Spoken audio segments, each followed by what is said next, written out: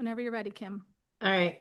I meant to talk to Doug for some notes here, so I'm just gonna have to go by memory for what he normally does here. So thank you everyone for coming to the Lower Makefield Parks and Board meeting Tuesday, October 14th.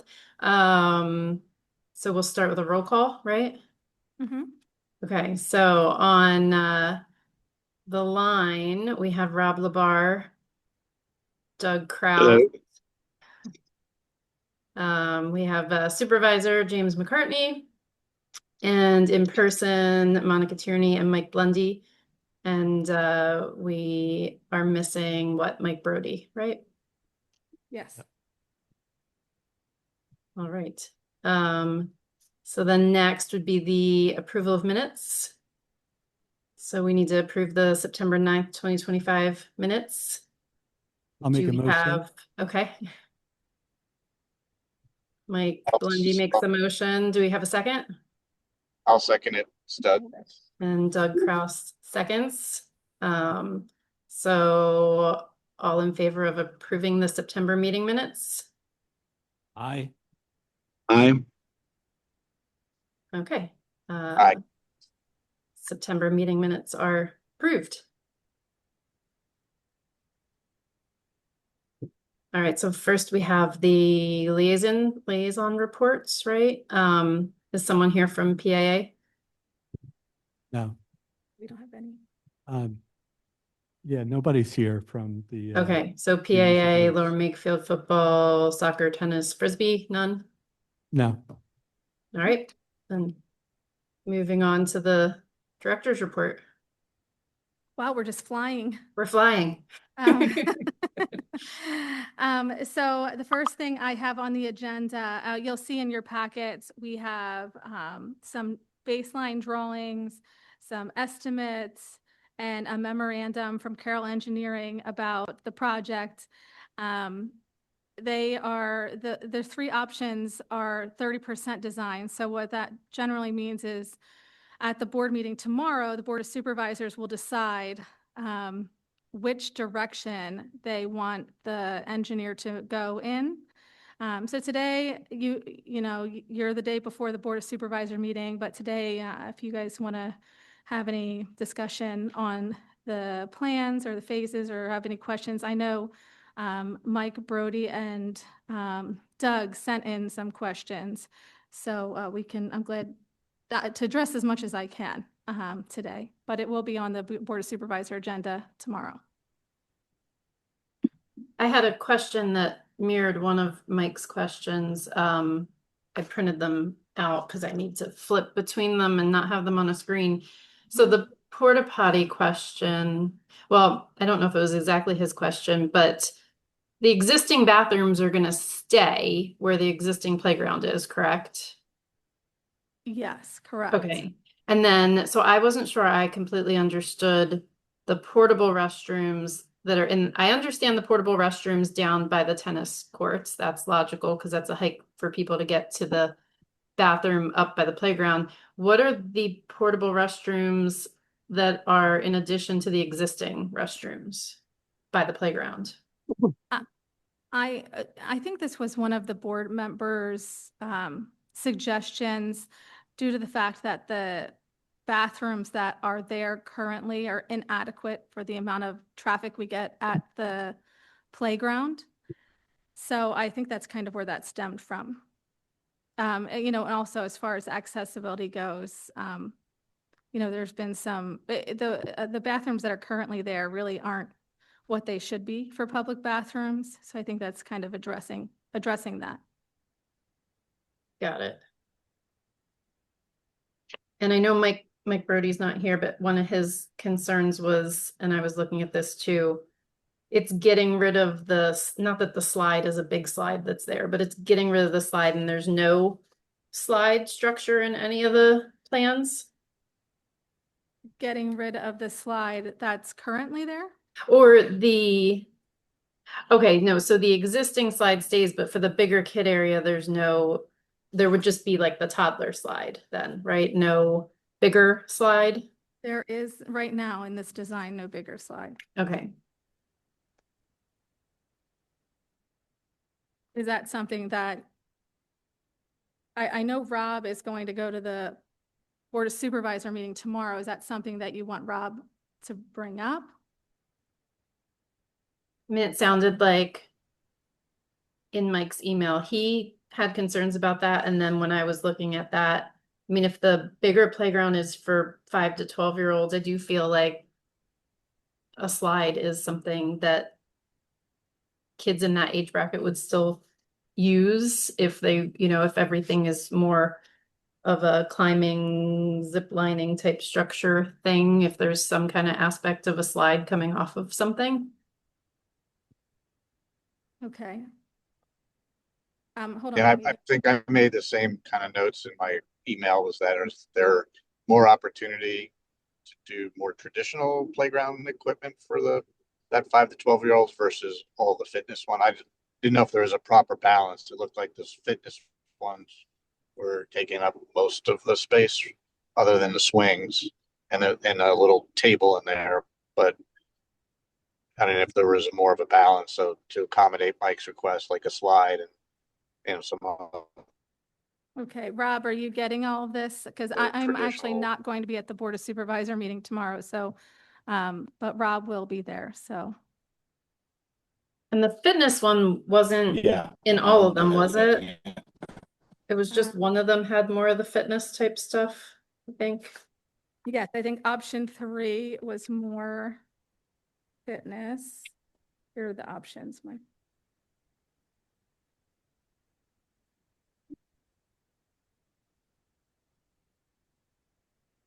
I guess they all were kind of more of that, like fitness.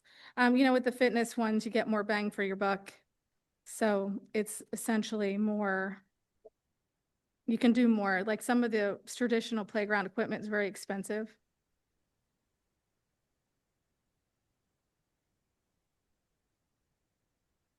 Just so And you then- know, I mean, you probably do less with some of the more traditional pieces of equipment.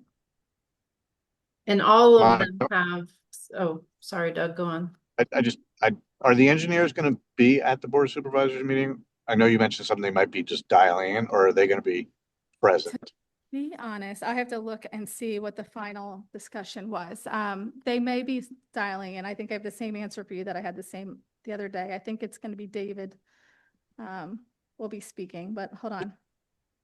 Let me get back to you on that.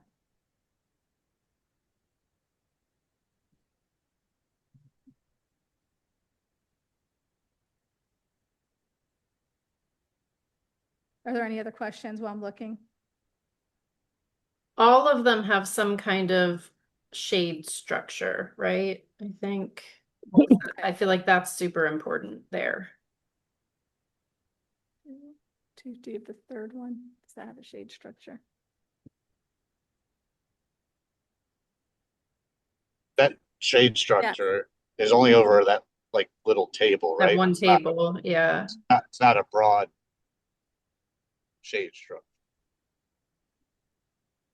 I'd Just love to looking see at- more sporadic tables with shade structures, because that playground is brutal due to the lack of trees for shade. Yeah, so one has, option 3 has got one shade structure with 3 benches.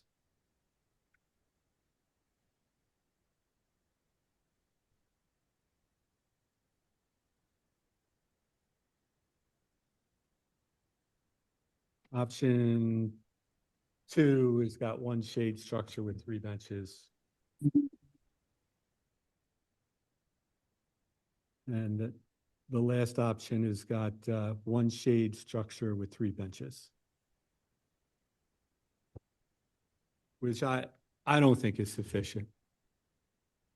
But, so I'll just give my 2 cents now. I think it's really important that we have, if we're not able to comply with everything in here by the due date, which is in June 2026, then there's a risk for us to be on the hook to pay for everything.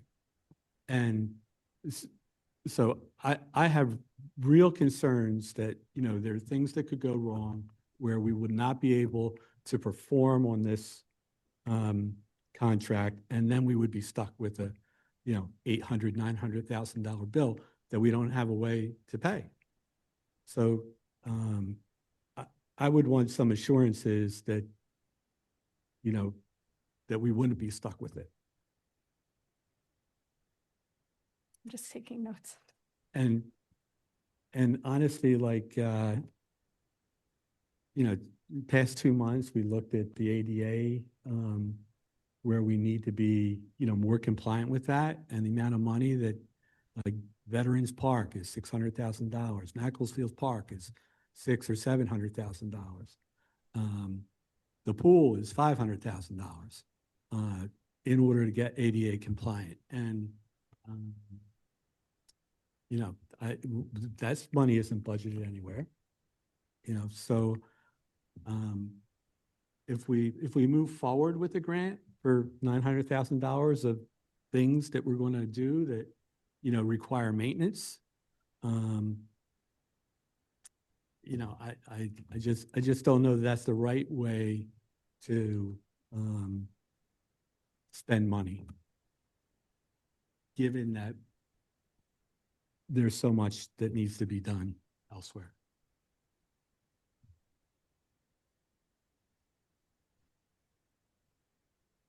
That's my 2 cents.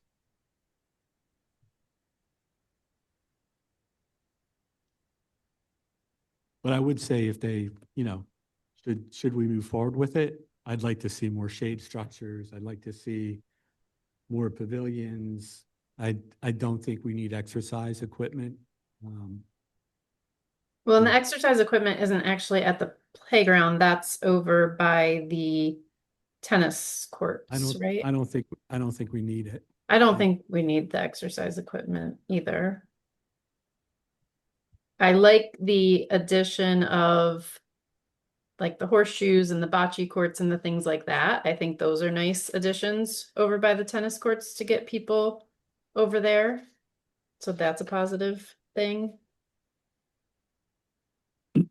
Which I think is not on the third one, right? It's only on the first and second. Correct. That's correct. Well, bocce court is, they're on the price list for phase 3, option 3 of 3.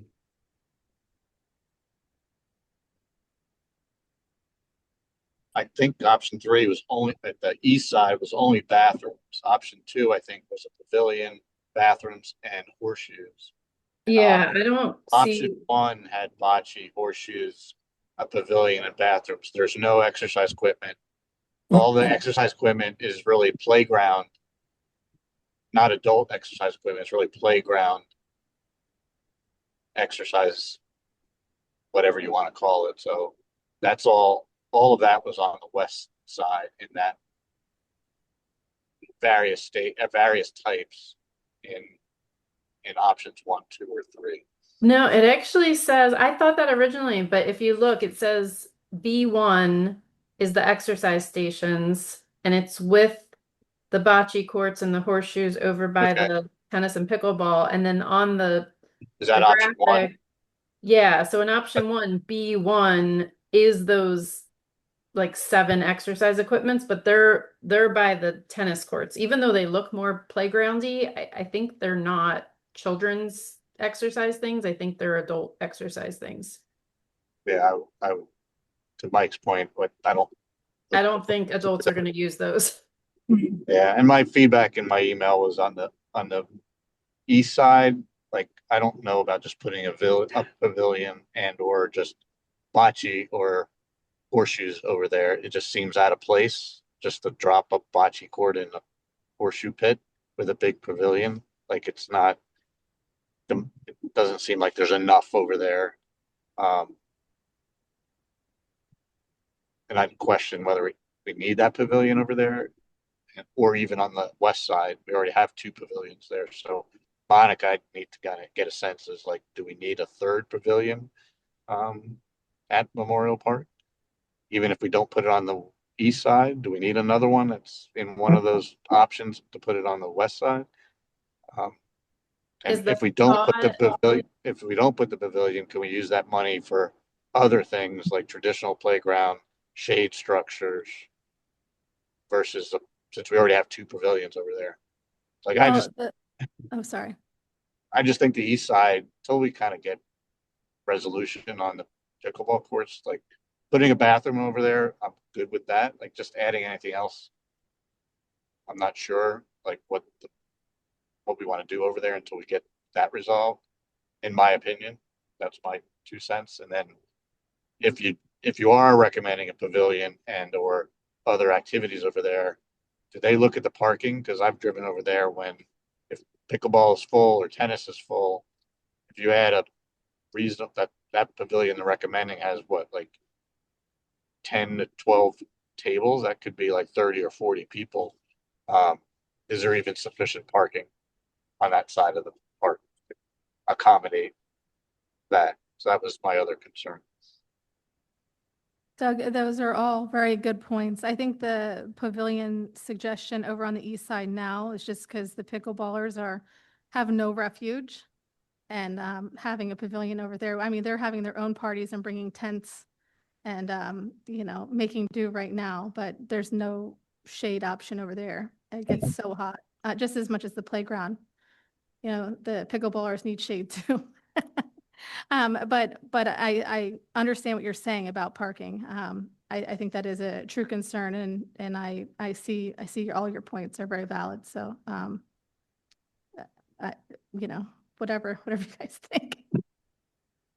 I mean, I Can I kind ask- of liked the idea of the pavilion and the horseshoes and things like that over on that side because I kind of viewed it as a way to disperse people a little bit more, that way everything's not on the west side and then there's more variety of things on the east side, especially maybe people who are playing tennis or pickleball or want to get away from more of the children's area, then that pavilion becomes, like you said, more of the adults after tennis, just stopping and, having a drink or something, having a snack, not having to go over to the pavilion by the playground in order to do that.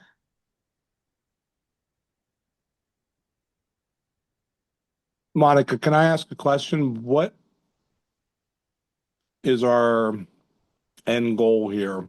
Are we supposed to be making a recommendation of one of these three decisions? Are we supposed to be giving our input so that the Board of Supervisors knows that?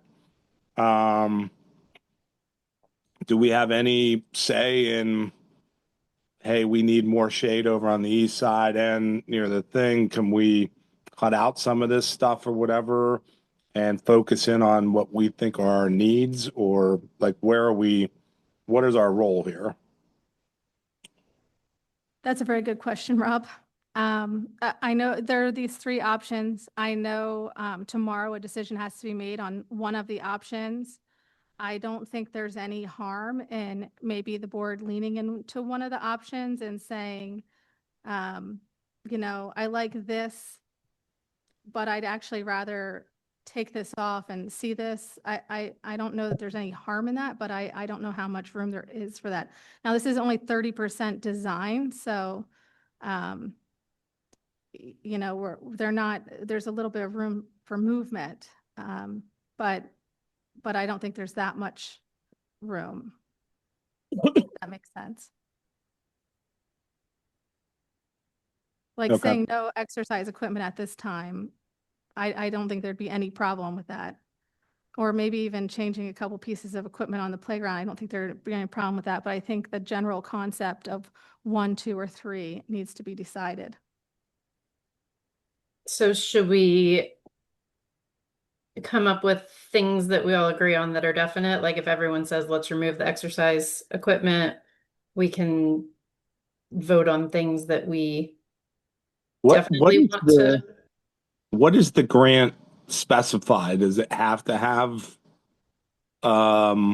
things like the exercise equipment? Are we even allowed to take that out? Or Is We there can- any, We can do less, but we can't do anything that's not on the grant outline. So we can't, like per se, do the pickleball court, because that is not within the scope of the grant that we wrote. Playground equipment, bocce, horseshoes, pavilion, exercise equipment, that all falls within. So we can take out, we can modify with like equipment, but we can't completely change. I mean, would we have the ability to, like, eliminate, like, the bocce pavilion is $300,000 according to, the cost structure here. I don't know that I want to spend $300,000 on a bocce pavilion. Trees were listed as something that was at least in the letter, not on. That will be out of the tree bank fund. Okay, so not Yeah. part of the grant. Mhm.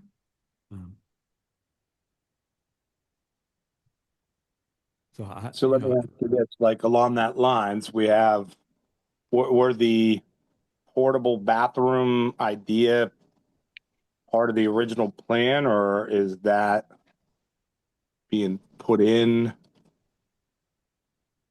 Bathrooms were part of the plan. I think the portable bathroom came out of the fact that we just don't have money to do a full bathroom and the plumbing for it. So a portable, like making it look a little nicer, is what we went towards.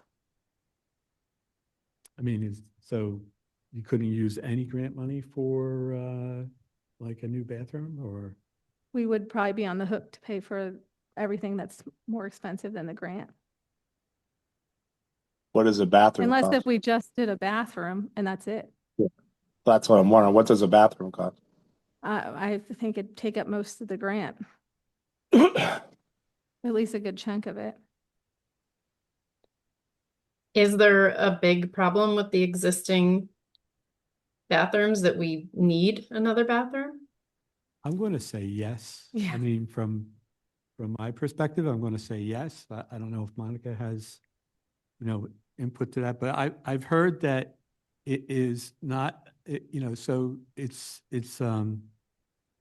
like in an ADA area. I know I'm not saying that correctly.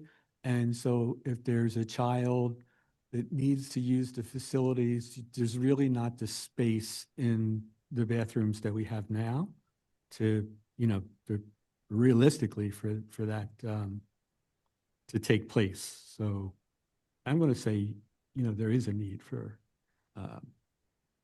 better improved bathrooms. The bathrooms that are out there are residential, just to follow up on Mike's statements. So, the toilet is residential. It's not made for the high use, high capacity. Sink is residential. We have backups, clogs all the time. We have, all kinds of problems out there just because it's a residential structure that was donated to the township, which was a great donation at the time, before we realized how much use it was going to get. But now we just can't keep up with demand.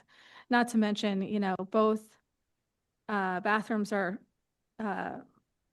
any sex bathroom, but one of them has a urinal in it. So if like a little girl's in the stall, a man can just walk in, and go to the bathroom while a little girl is in the stall. I mean, there's just all kinds of problems with those bathrooms out there now. Now the bathroom can be locked, but the likelihood of a little girl walking in there and thinking to lock the inner door is slim. So just same, with the other way around, right? So just some thoughts, but there's things like that that we have issues with at the bathrooms out there.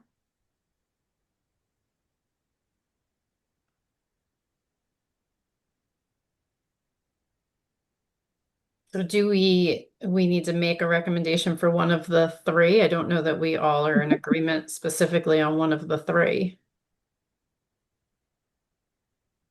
Yeah, I mean, it's my understanding that option 3 seems to be more appealing to some of the board members. I don't know if James, I think James is on the line. I don't know if James has a preference of any of the options or not, or any feedback on this, but Yeah, no, I'm just waiting for some type of direction from you guys as far as preferences. I know that It seems like the group is split on it. Well, option 3 would be getting rid of everything on the east side except for the porta potties over there, right? So I guess the question is, do we all agree to get rid of everything on the east side or not? I mean, I personally don't, but maybe I'm not the majority either. I mean, my preference would be none of the three and focus on bathrooms and shade because I think that's what we need, but none I of the second three that. address that. I second that. That would be my, you know, if we're going to go after the grant and if we're 100% certain that we're going to be able to perform on it, I think it should be bathrooms and shade structures, which could be a pavilion. It could be, you know, so. I agree with the shade structure part of that for sure. Yeah, and again, like I said earlier, I think on the east side, bathrooms, just so there's bathrooms for the people that are playing tennis and pickleball over there, but I'm more concerned about building out there, but we don't have resolution yet on fixing the courts and what's going to happen there, because if there's space that's needed because we have to do something different for pickleball or tennis based on the outcome of whatever gets decided, or if we need to expand, I'd hate to put up a big pavilion and other things until we kind of know what the status is, right? Because we've kind of got pickleball courts being repaired at Cardinal, Revere, and so if and then when we ever get a determination as to how that's going to get resolved there, I don't want to build something and then find out we've eliminated any options to pivot if we had to. So I think Are on you the thinking, east side, are you thinking because more like the drainage issues that if the pickleball or tennis courts ever had to be moved, that you wouldn't want to have a permanent structure in the space you would have moved it to?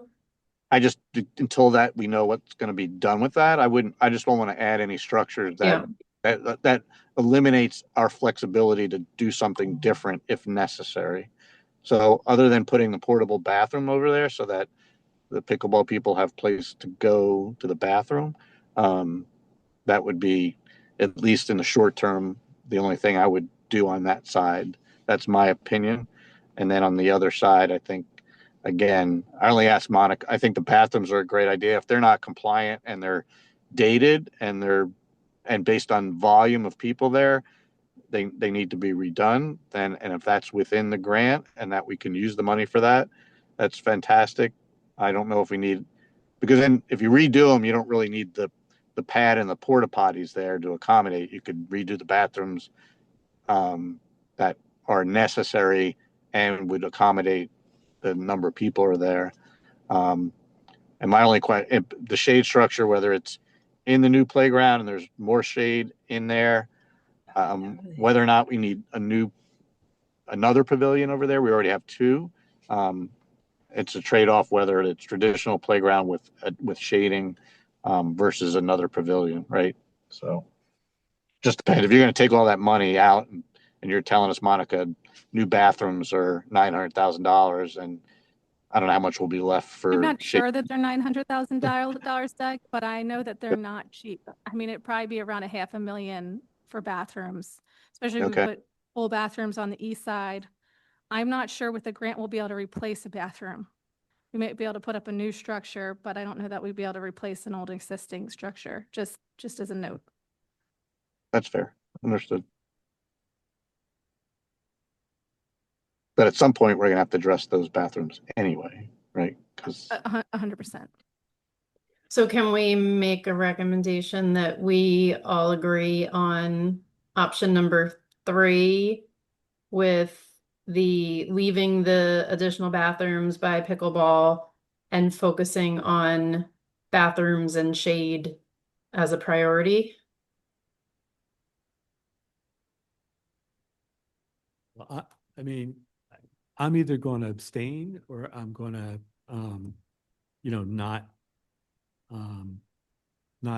not go along with it because, as I say, I'm concerned that we won't, that there's a real risk for us not performing on the grant and then being stuck with a bill. So I think the first thing we'd have to, and not for us, but, you know, for others, you know, what assurances do they have that we are going to be able to perform before we get too deep? I don't know how much money we've spent already on this. It was, you know. I'm not sure that we spent an invoice at this point. I think this is $80,000 for engineering. James, do you know if there is any conditional insurances that can be put on any of the contractors or engineering firm? Obviously, there's acts of God and natural disasters and shit that happens that Sure. that could prevent something getting finished on time. But is there a bonding or something that we would put in as part of a contract that would prevent, or to Michael's point, is that would ensure us from having to lose the grant money if it's really, if the grand opening and ribbon cutting have to be on a certain date, and if it's a day late, you know, sorry, you're not getting the money. I don't know how much leeway the grant folks give you to complete something. Obviously, we've dragged our feet long enough on it, but Yeah, I'm not 100% sure on that answer, Doug, but I can find out for you and have it ready for tomorrow's meeting. And then the other thing to that, James, would be, you know, what things could we do that would, you know, be paid for by the grant that we would know could be, you know, 100% accomplished. So holding us to accountable of what the grant allows for the project, Mike, is that what you're alluding to? Well, I mean, you know, if we know we can build a bathroom in, you know, 4 months, then, you know, we could build, you know, like that would be something that we would want to do. We know we can build a pavilion in 4 months, then, you know, we can do that. But if we're unsure that for whatever reason, you know, building a new playground, you know, might run beyond, you know, June of 2026, then maybe we don't do that. So, I mean, you know, that's where my head is at. I just want to make sure we don't get stuck. The taxpayers don't get stuck with paying for this project, which we don't have budgeted. And I can drive that point tomorrow as well, Mike. I mean, this goes back to my initial question. Do we have to vote on any of these three, or can we say none of them are what we would prefer? Our recommendation would be bathrooms and shade, and taxpayers don't get stuck with the money. I think that's perfectly fine given the parameters we were given and timelines we were given. Since we only saw this 2 days or 3 days in advance of the meeting, I would take the feedback, and we could say we're not going to vote on anything, but here are our concerns or things that we recommend that you focus on, right? Right. You know, in Bathman, and first we have to understand what are the parameters within the grant, can we, and the timeline for construction, and avoiding any issues that the township, if project isn't completed on time, that we wouldn't be on the hook. With all that being said, we want to focus on bathroom improvement, increase shade structures, and then if there's funding left, then here's the playground and what we want to focus on there. And then the bathrooms on the east side. Outside of that, like, let them come back with a revised plan for us to approve. Then none of these address where our concerns are, and given the timelines that we were given, you know, we don't have to vote on 1, 2, or 3. I would just say, this is what the board has discussed. This is our focus areas and priorities, and they can take it under advisement. James, are we missing something?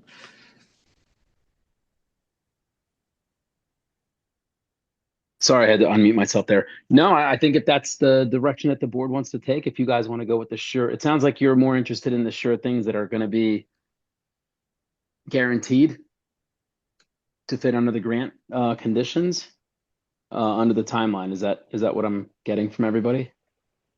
No, I Yeah. mean, not exactly. I mean, if, you know, one structure fits in under the timeline that isn't really going towards shade or whatever, then I don't think that's kind of what we're saying.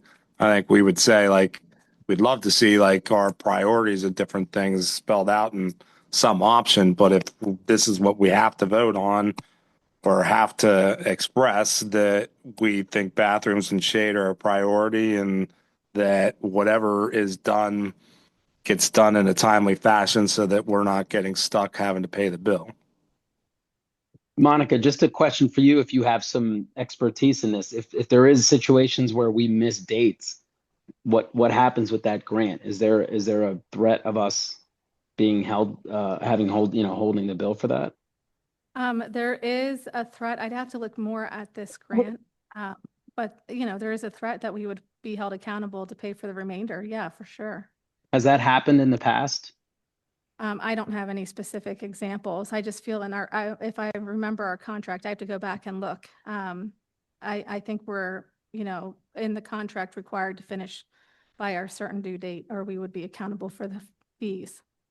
And it's full completion. It's not, 90% complete, or I guess to Doug's point, if there is things that are outside of our control, I don't know if they matter. Are we Yeah, still that liable I'd for have to those? talk to the grantor about. I can email them tomorrow, or first thing tomorrow, and try and get some information. And I'll also look at our contract before the meeting and touch base with Rob. I'm not going to be here tomorrow, but I'll make sure that I'm in communication with Rob ahead of the meeting, or you, James. If you Yeah, prefer. that's fine. I mean, the feeling that I'm getting from the board is that there's hesitation to make a call on any of these things, or make a call on all of these things if there's going to be a threat that, we're not going to be able to complete them in time, and then we're going to be held, with the bill. So I'm just trying to balance between what it sounds like the concerns are of the board versus what options the supervisors have once we actually talk about this thing. Just for the record too, this came up in the manager's report. This isn't something it's just it's an item. I'm not 100% sure if we're voting on anything tomorrow night. Right? I think, I was under the impression that. yeah, I think. It could be, yeah. I guess we're looking for the townships, or Dave's probably looking for direction, but it's coming up under the manager's report. It's not something that's coming up as a vote item. Oh, That's the way that I read the agenda, unless I'm reading it wrong. well, I mean, I guess it is direction, option number 1, option number 2, option number Got 3. you. Okay. I guess that could be considered direction. Yeah. But yeah, if you could find out those things, because again, it sounds like there's hesitation on this board to give us direction if there's some things that could, hold us accountable from a liability standpoint, from a dollar and cents, to Mike's point and to Doug's point. So if we can find those things out, I don't know if Maureen would know, or if it's something that you would know, or it sounds like the grantor would have the specifics of that as far as, how much the project has to be done, and if we're held accountable if something happens with contractors. Yeah, I mean, it might simply just be written in our contract, but I can see if there's any leeway, if we're close, and, just like you were discussing, what happens if we are close and we're almost there, are they flexible to work with us? So Yeah. I'll find out. Okay. I'll make sure that you have answers for tomorrow's meeting. All right, so to recap, I guess our recommendation to the board then is, number 1, finding out timelines and making sure we're not going to be on the hook for things if timelines aren't met, and then recommending that the board focus on option number 3, but with the priorities being bathrooms and shade, and being sure to only do the things that they know they can get done by June. I think that's well said, Kim. Yeah. Okay. Now, is this something we have to approve or just we made the recommendation, or do we have to first and second a recommendation? I mean, you guys can make. I make a motion that we, move forward with exactly what Kim just said. I'm looking for a second. I'll second it. Just to confirm exactly what she said, what are we voting on? So we're voting to recommend to the board that the priority is option number 3, with the focus being shade structures and bathrooms, and not taking on anything that they can't guarantee they won't get done by the June deadline. And also that we're going to satisfy we're protected. We're protected if the terms aren't met from, being stuck with the bill. Yeah. All right. So Michael Blundy first, that, and Rob Labar second. So, all in favor of approving that? Aye. Okay, so that Aye. recommendation is approved to go to the board. Okay. Next, Monica, pool hours. Okay, so my next thing, I sent you a few bits of information on pool hours.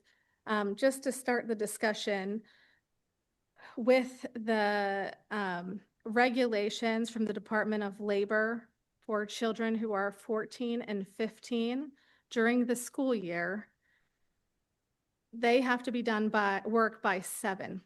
And we have 57 14 and 15-year-olds this year. So, we thought it was 9, and we learned that it was 7, and we made the adjustment in time. And our closing time this year was 8. Historically, it was 9.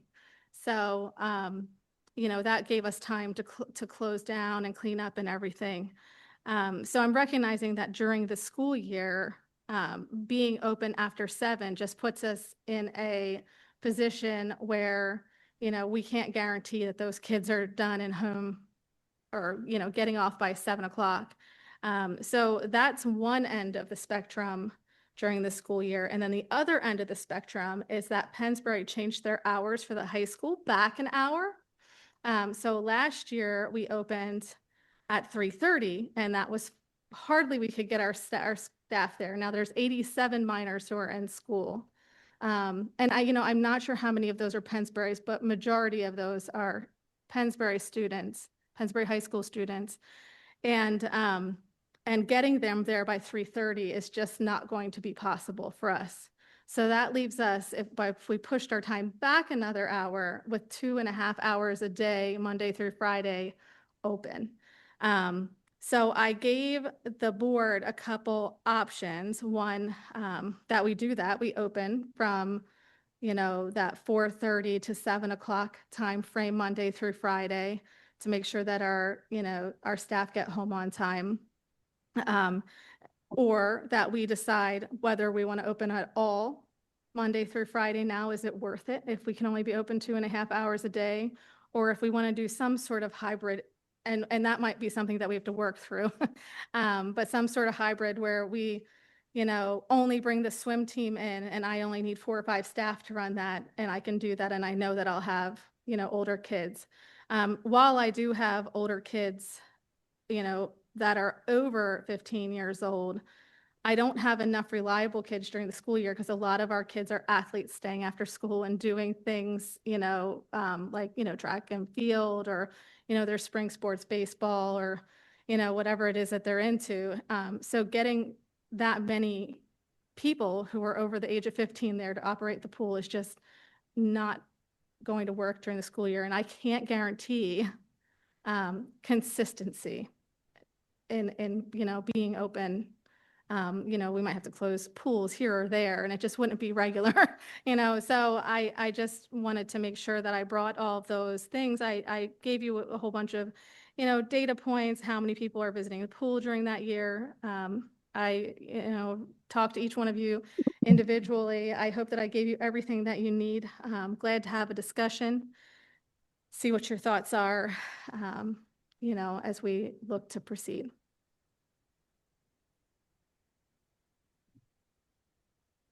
And just to recap the dates that we're talking about, so it's May 27th to June 14th.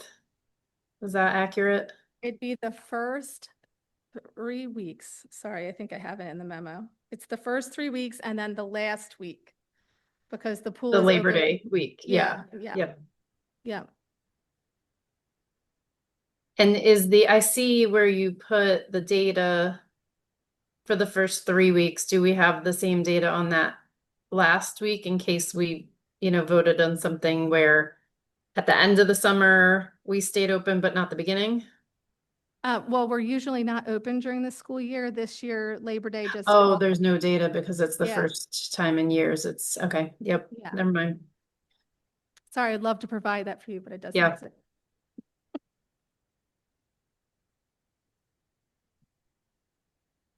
Does anyone have any comments on this? So that I'm clear, so the dates then, so like on weekends or the Weekends are hours fine, different? right? We're only talking about school days. Well, the weekends, they have to be done at 7 too. So Oh, what they I would think, do. Okay. yeah. So what I was thinking about doing just on the weekends is opening an hour earlier until the school is out and then shifting the time back so that we could do swim lessons and stuff. So it'd be 9 to 7 instead of 10 to 8 that we had this year. And then when the school lets out, it would move back to 10 to 8.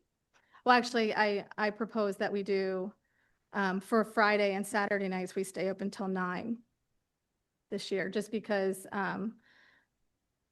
we did close at 8 last year every single day and found that on the weekends, there was a lot more clearing out of people. People were still hanging longer, so maybe 9 o'clock would be appropriate for Fridays and Saturday nights. And you would have enough staffing to be able to do that on the weekends? When the school is out, yeah. Yeah. Okay, but not the first 2 weekends. 3 weekends. 3 weekends, yeah. Yeah.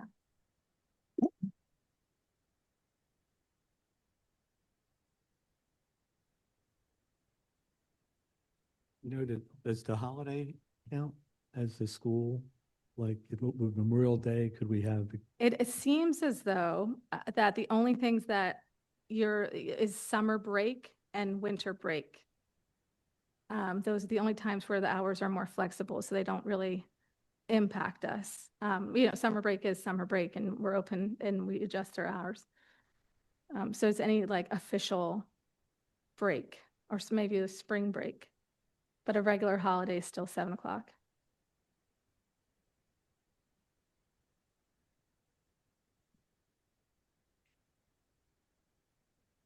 So you're asking us to decide between limiting the hours in general or a mix or the just weekends and not even anything during the week when school's in session. Yeah.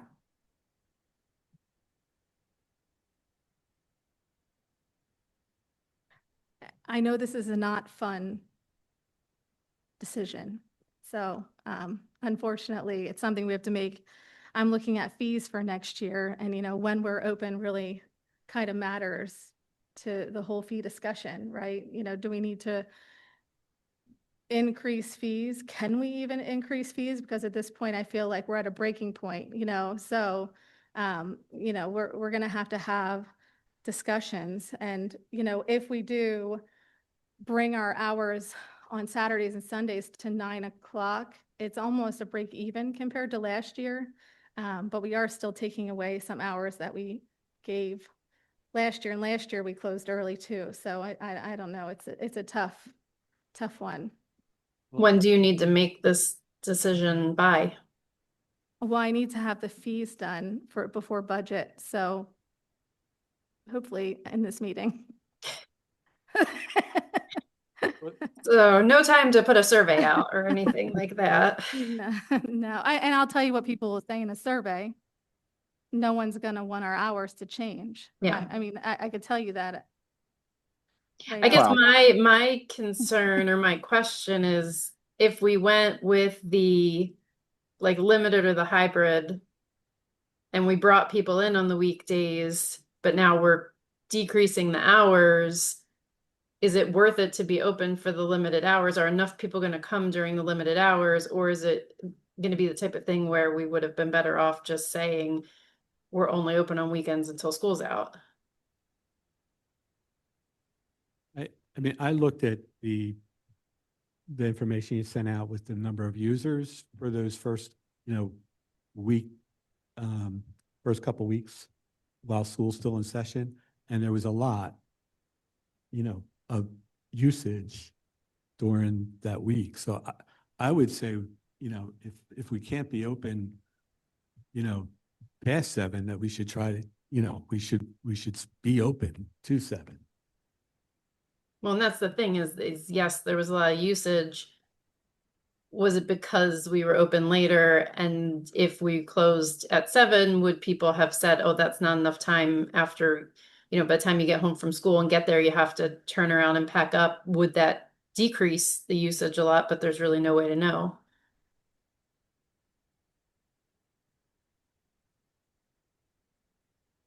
No, there's not.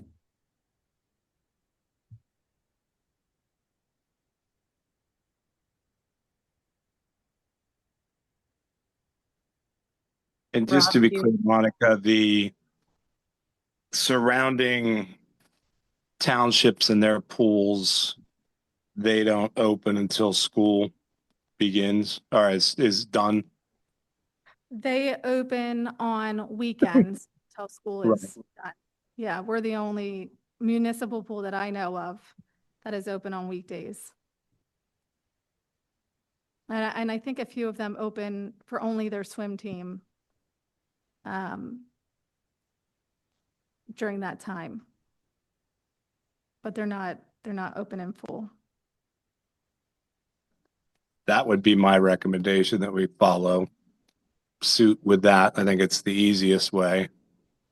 There's a lot of unknowns on, does it make it worth having it for a couple hours during the week thing? And I think let's do this, and if there's an outcry over the need for it, then we can do studies and figure out if it's worth it, next year or whatever. But I think at this point, knowing that the high schoolers can't work certain hours because that's restricted, to us, I think we just open up on weekends.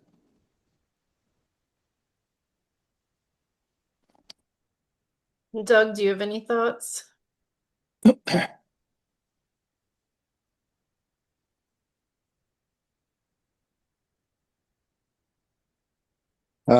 Yeah, I'm aligned to that. I think, again, perception is always going to be a key to managing, the current members and any future members, because people will figure out that, okay, we're not your.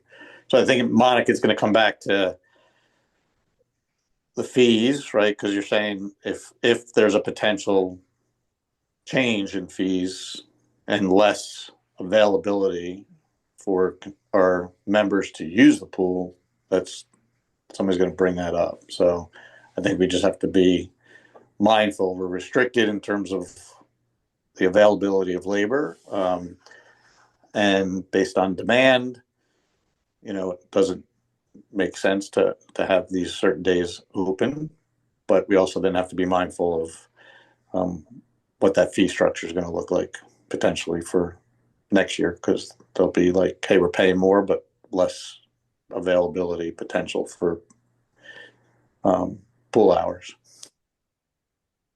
I'm also wondering if you do a hybrid in the sense of the initial beginning of the summer is weekends only, but then the Labor Day week, like week before Labor Day, maybe that goes to the everyday, because if people are used to the, being able to use the pool right up until Labor Day and then you're taking away a full week from them, that might be a little more of a slap in the face than the beginning of the year.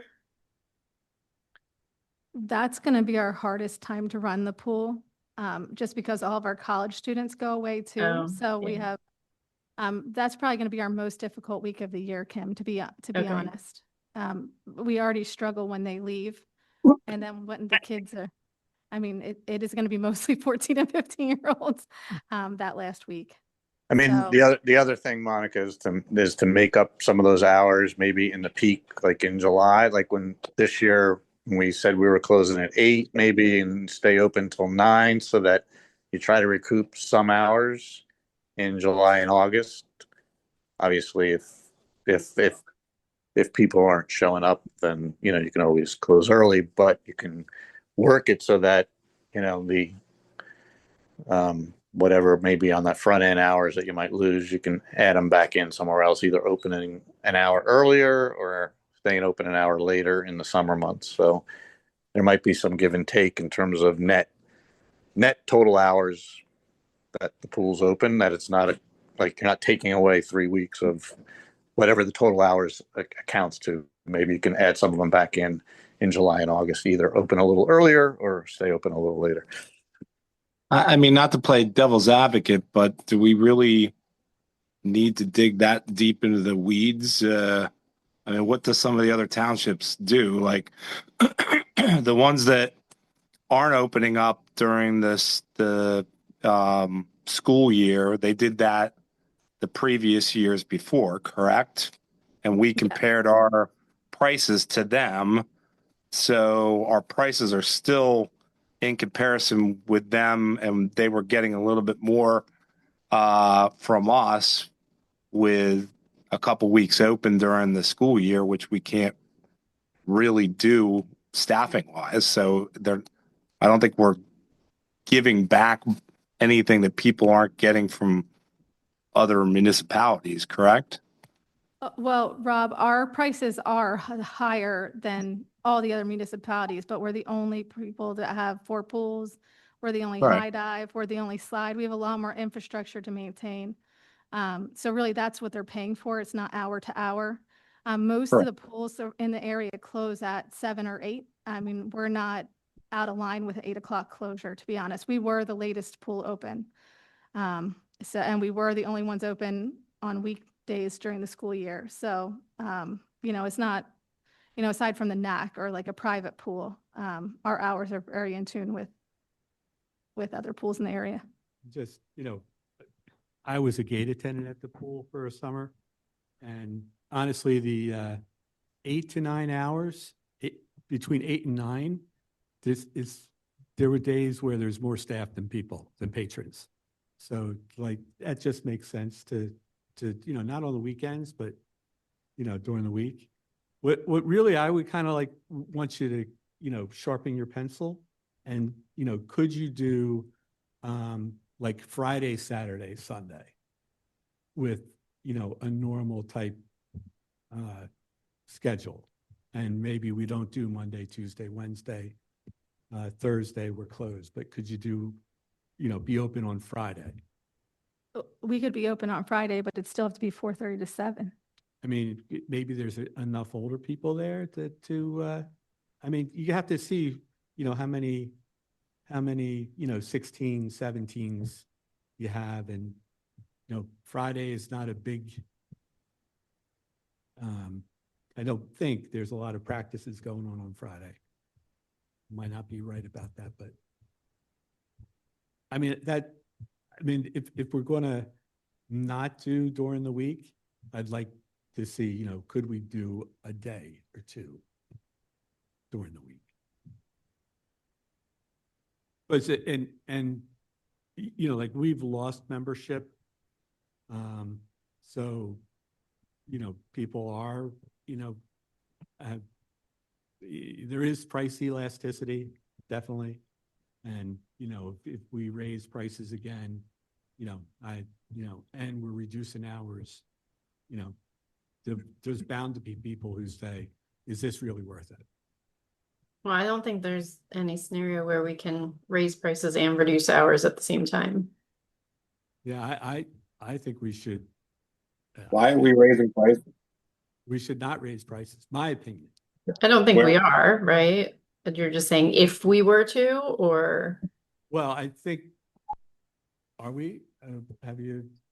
Well, the truth is, if we're open our full, we're not making what we need to make for the pool. We're not going to break even this year. I don't think at the end of the year. I mean, that's the long and short of it, where our membership is way down. We had a peak year in 2023. We had 7,800 members. We increased the rate by 12% and took away discount period. The following year, we lost 1,000 members. This next year, we increased it to 3%. We lost another 400 members. So, I mean, that's a lot in a 2-year span, and it hurts. And we're not making what we need to make to cover the pool costs. So, that's the real truth. It's hard to hear.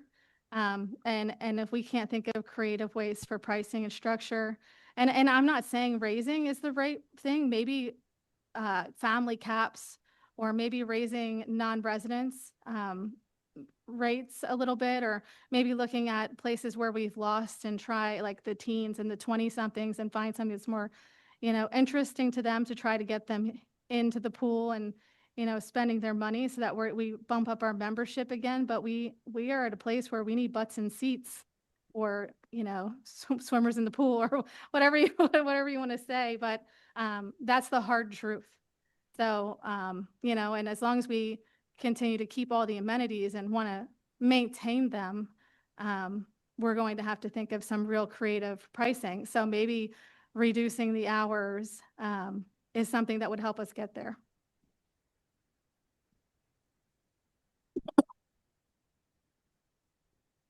Well, let me ask you this along that lines. 3 weeks of not having to pay the salaries or whatever, what kind of savings does that provide us? Let me math that out real quick for you, Rob. Oh, and I realized I left Doug hanging. Yes, Carroll Engineering they'll be there at the meeting tomorrow. So while you continue to talk, I'll work on the math for that.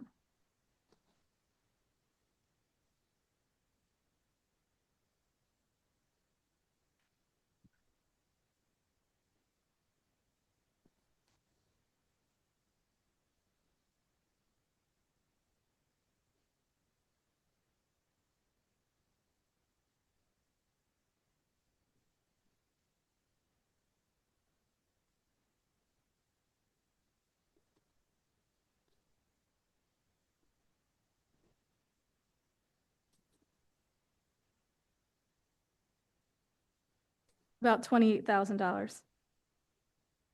Okay.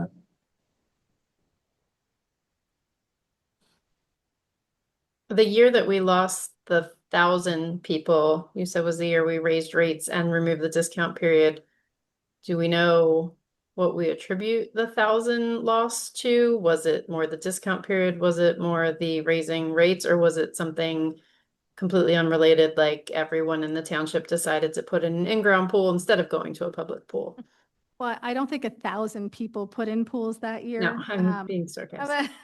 People are getting backyard pools, that's for People sure. are definitely getting more pools, yes. I think we saw more of a loss in that 2020, 2021 year because people were getting pools over, while we were closed. I'm not sure that 2023, because then we had a boom, right? We had a boom at the pool, and that brought us to 7,800 people. And that's even with a new pricing structure. It was not a problem. To my thoughts, just based on verbal feedback from people, I think people rush to register when there's a good discount, and they just put all their faith in the pool, and they're, they're excited about it, and they let it sit, and, and that gets us members. And I think we heard feedback that we don't want you just holding our money. Why would I register early? That doesn't make sense. Like there's, then people would forget about it. Then they saw no need for the pool and changed their mind, so it's just, I think the discount, just based on anecdotal feedback, I didn't track that unfortunately, but was the the discount, and probably the both, a combination of the fees and the discount, you know. That was a rough year. That was the year that we raised everything by double, you know, so it was a tough year. Is there a scenario where bringing back a discount period would then increase the profits? I mean, I think so. Yeah. I've even thought about bringing back or starting a, before the holiday sale, you know, like, you can get them for your Christmas gifts or your Hanukkah gifts or, you know, whatever. Put them on sale even before the holiday and allow people to buy them that early. So, you know, there are definitely some options to try, but Mike, I'm sorry I interrupted you. No, I think, you know, we'd have to bring it back to discount. And I think we have to allow for a family membership. Mike, actually, with that in mind, one of the things I was thinking about is creating a family cap for each type of membership type, so no family pays, say, above $600, right? I did start doing the math on that, and I can share that with the board, but it has the element of the family membership without taking away the a la carte for those smaller families. It meets the need of both. Maybe for a non-resident, that's a $1,200 cap, but a resident is a $600 cap. But I think that we'll get a lot more people adding that extra member that they wouldn't have added if we put a cap on it. But still, it's kind of the best of both worlds. Yeah. Is that something? I mean, it's just that it's a lot if you have a family of 5 or family of 6 and you have to, you know, and they're young kids and you can't, you know, leave one out. And, you know, if you have to pay over $1,000 for a large family, like that's punitive. I agree. think. A lot of the feedback that I heard were from the larger families. Yeah. So does everybody agree that a cap could work like a family membership? Is that, or should I just not go that route? I think that makes sense. Yeah, no, yes. Okay. So I'll share that information with you ahead of the next meeting.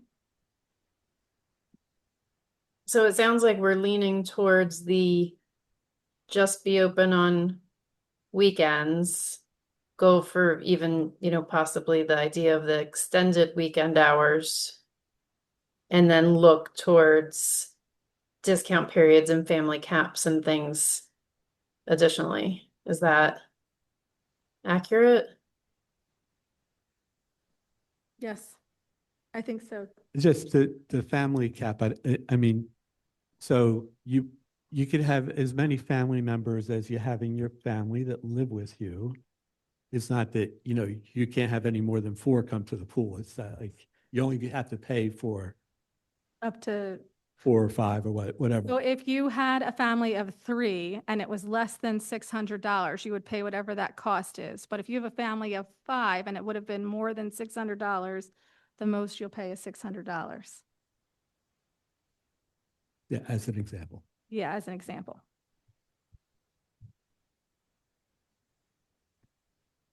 Thank you for clarifying. Yeah. I didn't- All right, so is this something we need to vote on then? Yes. Okay, so motion to approve recommendation that during the school year, the pool goes to just weekends with possibly later weekend hours and also future discussion of family caps and discount periods. Kim, just for clarity, for the swim team, are we allowing the swim team in the weekdays, or is that later? We have a later discussion on that, I guess. Do you have the staff to be able to do that? You know what? No, let's bring it back. Let's just say Okay. close for weekdays and Okay. we'll talk swim team later. Yeah. So Do we have a motion to approve that I'll make the motion. in a second?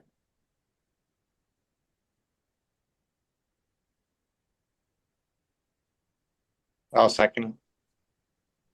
All right, so all in favor to approve that recommendation for the pool hours? Say aye. Aye. All right, so Aye. approved. Okay, and then you have recommendation of summer camp fees on here? Yeah, recommendation for summer camp fees, all very straightforward. Kind of did an analysis of neighboring camps. Do suggest some slight increases to bring us into range, align us with other camps in the area. You can see the 2025 rates in comparison to 2026 rates. In the memo I sent you, asking for the board's recommendation to the Board of Supervisors. So it looks like it's like a $15 a week to $25 a week bump. Yes. And there's also one slight rule change about if you cancel at the end of the year and it's 2 weeks ahead of camp, that you get charged a slight fee. Where is that? It's right near the bottom, $20 a week, a half a refund if canceled within 2 weeks. Half a refund, you'll see that in the 2026 column. And what was it currently? We would give a full refund until the start of the session. And the reason we want to add that half a refund is because a lot of times at that point, only 2 weeks out, it's hard to fill the spots. So that means someone held a spot for up until 2 weeks till camp, and then, when we're left high and dry. So we want to make sure there's a penalty there so we can try and get some wait list people in. Did many people cancel last minute? There's always at least a handful that we get, not a ton, but it's still, with the way our camp fills, it's holding the spot away from people who could Yeah. really use it, so.